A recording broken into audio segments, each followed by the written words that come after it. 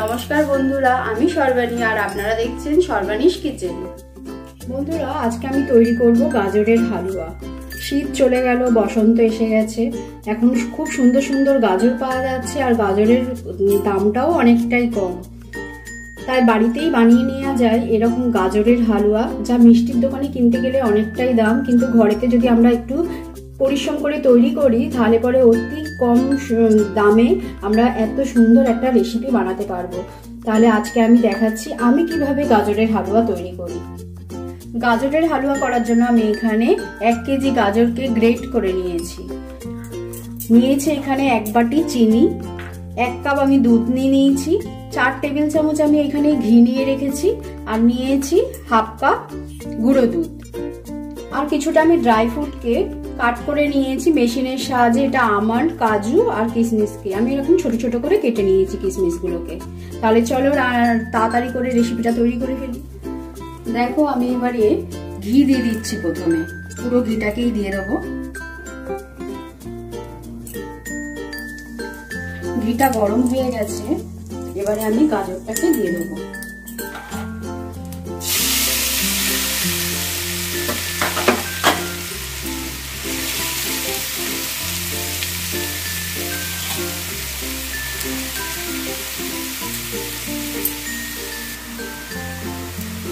পুরো গাজরটা দিয়ে আমি নাড়তে থাকবো।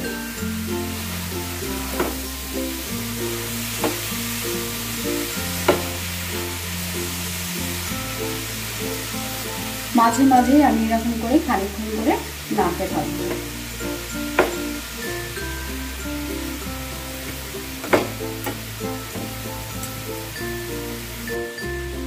দেখো, 2 মিনিট পর পরই এরকম করে একটুখানি নেড়ে দিতে হবে। ঘিয়ের সাথে যাতে ভালো করে একটু গাজরটা ভাজা হয় সেই রকম অনুযায়ী ভাজতে হবে গাজরটাকে। তাহলে পরে গাজরের হালুয়াটা খেতে ভীষণ টেস্টি হবে। এখনই আমি এখানে দুধ দিয়ে দেবো না, একটু ভালো করে ঘিয়ের সাথে ভেজে নিচ্ছি।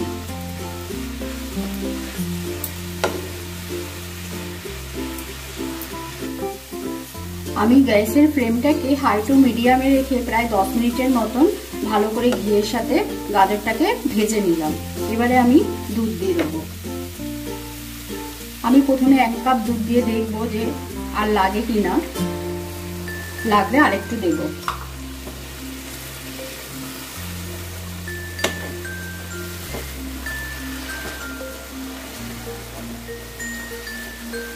আরেকটু দুধ আমার লাগবে।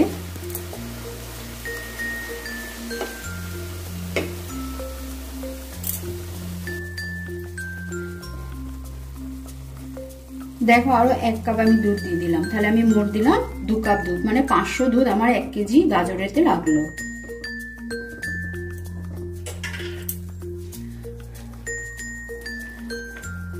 গ্যাসের ফ্লেমটাকে আমি এখন মিডিয়ামে রেখে দিয়েছি। দিয়ে দুধের সাথে ভালো করে গাজরটাকে পাক দিয়ে নেব।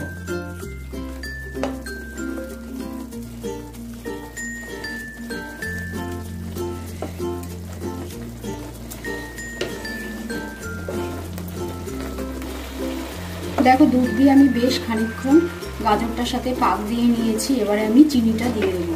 চিনিটা তোমরা তোমাদের প্রয়োজন মতন দিও, কেন কেউ কম মিষ্টি খাও, কেউ বেশি মিষ্টি খাও, কিন্তু গাজরও কিন্তু মিষ্টি, সেই পরিমাণ মতন মিষ্টি দিতে হবে।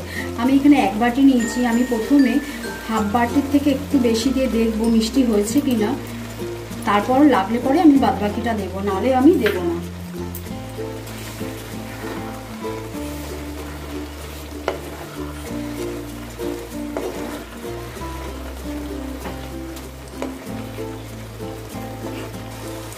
দেখো, আমি চিনি দিয়েও বেশ খানিকক্ষণ পাক দিয়ে নিলাম। এবারে আমি গুঁড়ো দুধটাকে দিয়ে দেবো।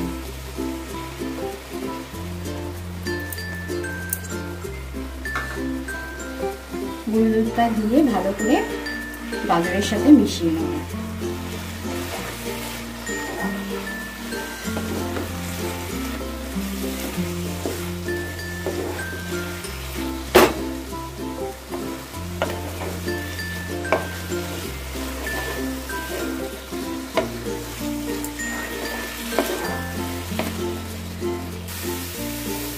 দেখো গাজরের হালুয়া হয়ে এসেছে। আর একটুখানি আমি নাড়বো, সমানে কিন্তু নাড়তে হবে। হ্যাঁ, আর কি করে হয়ে গেছে বুঝতে পারবে, নিচে একটু লেগে থাকবে না, ছেড়ে যাচ্ছে পুরো একদম, একটু দুধের চিহ্ন পর্যন্ত নেই, পুরো একদম তেল ঘিটা রিলিজ করে দিয়েছে, তখন বুঝবে পুরো একদম গাজরের হালুয়া পারফেক্ট তৈরি।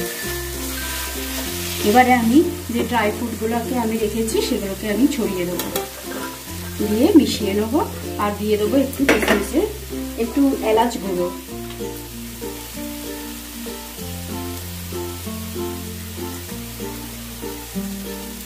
একটু এলাচ গুঁড়ো দিয়ে দিলাম 2 চিমটে, দিয়ে ভালো করে মিশিয়ে আমি নামিয়ে নেব।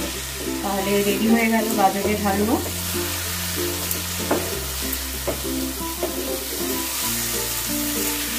দেখো পুরো একদম নিচ থেকে ছেড়ে যাচ্ছে, একটুও লেগে নেই। এবার আমি গ্যাস বন্ধ করে দিলাম। চলো তাহলে এবার সার্ভ করে ফেলি গরম গরম গাজরের হালুয়া।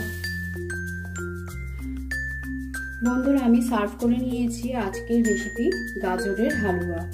আজকের রেসিপিটা যদি তোমাদের ভালো লেগে থাকে তাহলে লাইক, শেয়ার, কমেন্ট করো আর সাবস্ক্রাইব করো আমার চ্যানেলটিকে।